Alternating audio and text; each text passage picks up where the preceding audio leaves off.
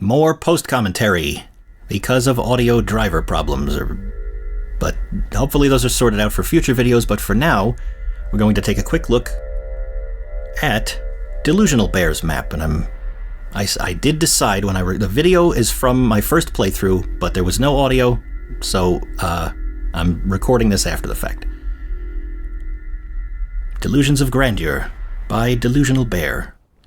According to the author, this is his first fully realized Quake map. Not necessarily the first map that he's made, but the first fleshed out single-player release. So, congratulations, D-Bear. And let's take a look at what we've got. I believe at this point, I noticed there is no music. So I decided to, what I usually do when that happens, if a map doesn't have a track, I just kind of pick one and play it, and every time I die, I pick a different track. This time I didn't actually, I don't think I died in this map, but track 4 we're going to start with. Since there was no sound with my original recording, I'll just kind of stick that in there, so you should hear it by now. And I did hear the zombies, even though I didn't know where they were at first.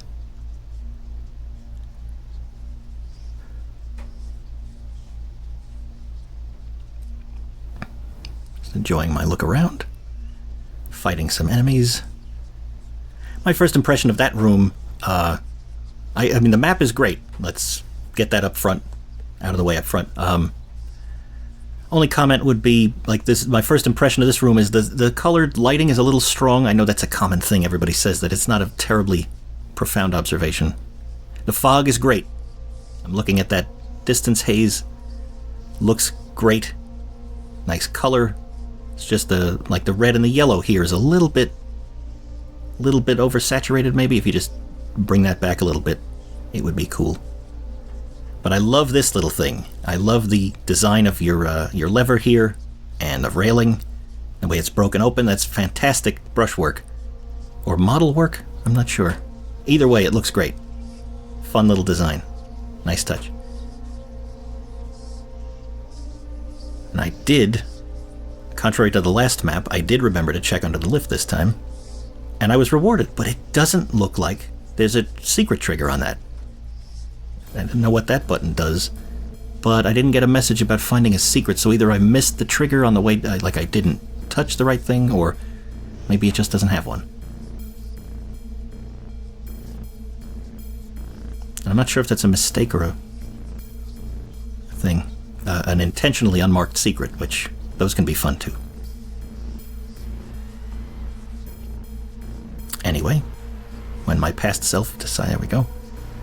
And then we can have some fun like I do in, I don't know what chapter it is in the original Half-Life, but there's at least one ladder running through a cylindrical tube that I like to do that in. It's very satisfying to move like that. I don't know why.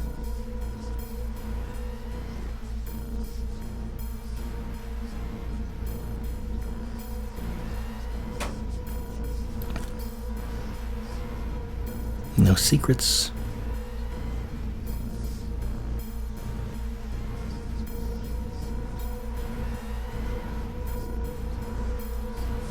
That's not a button, as it turns out. It kind of looked like one at first. I think at this point I was thinking there would be, maybe should be more variation in the height, the ceiling height of the various rooms, and then I saw this. Okay, so the author knows what I like. I don't have to worry. And that, seeing that from a distance like that giant open room is great by itself, but seeing it that way through the through those arches from a distance is really, the layers and the fog really gives you that sense of depth, and it brings me back to, I think what I mentioned there during the video was it's like the Ed 64 days. Turok, for example, otherwise known as Fog Simulator 97. Or 98? I don't know. Came out in 97, I think, so it would have been 98 would be the year of the... Anyway, you know what I mean. And I really just... The tall, these vaulted ceilings like this get me no matter what. I love that. I can't get enough of that. But the fog, that distance haze, that simple fade out, I will never get sick of that. I've said this before in videos, and I'm going to say it again because, god damn it, I can't get enough. There could be anything behind that fog. That light as it fades into the distance, and it's just this... There's possibility, there's potential, there's the future behind that. There's... Anything could be back there. Answers to life and the universe and whatever you want could be back there. Anyway, let's play the thing. Here's a section where I think maybe the ceiling, the low flat ceilings are very prominent. Maybe some variation in that in textures or lighting or just a couple of pop up some ceilings a little bit. But a minor critique, to be sure.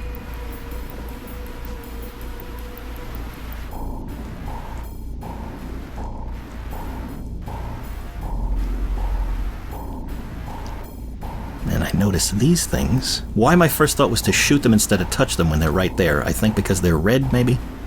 So I guess successful, because I did have to shoot them. I don't know what they activated, though. Oh, yes, I do. Okay. I played this last night, so I can't quite remember what I was doing or thinking. So I found one secret under the lift, but that wasn't marked. I found that one, which I think did count. But I don't think I found the third one.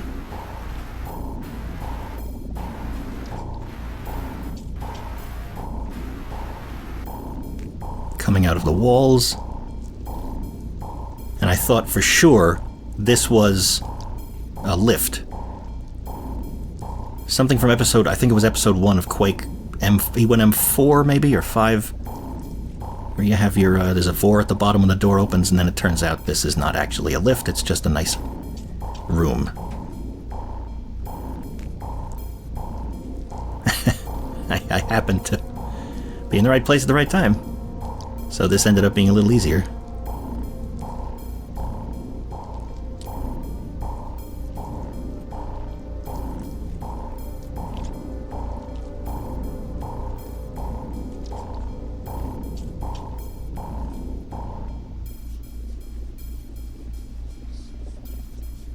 Always grab the health first and save just to make sure.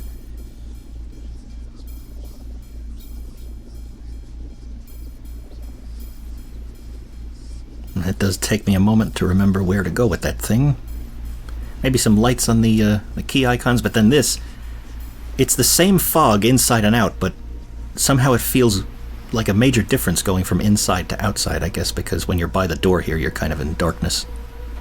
And then you come out and it's nice and feels like a fresh, misty kind of morning. There's morning dew on all the grass, and there's a light fog in the air. It feels really nice. And this structure, I remember from the screenshots that were previewed, and I really like this. As soon as I kill these guys, I believe I pause for a moment to explain something. So when the camera aims up, after all of this is dead. Any second now. There we go. What I like, I think, is the contrast between the underside of those beams on top, where they're dark, and then the brightly lit or kind of overcast lighting on the sides of the pillars. Gives you a nice sharp definition of the shapes of this thing, and I thought was very nice. That's a nicely conceived thing. And these guys, I think I notice in a moment that they do ever so slightly move. They're swaying in the wind. I know that's not the mapper's doing, but it is a nice little touch that I hadn't noticed. Get a rocket launcher when it's too late to do anything with it. Maybe move that toward the entrance of the room. Not sure. But I missed at least one secret. And there you go. Don't worry about the intermission camera. That's happened to me too. It just uses the starting point. Player start. Great map. I would tone down the colored lighting saturation a little bit, maybe, and maybe vary some ceiling heights and reduce some symmetry, maybe, but standard architectural complaints, nothing really major or substantial. I don't really know what else to say. Fun map, and congratulations on completing your first fully fleshed out thing. Good work. Hope to see more from you.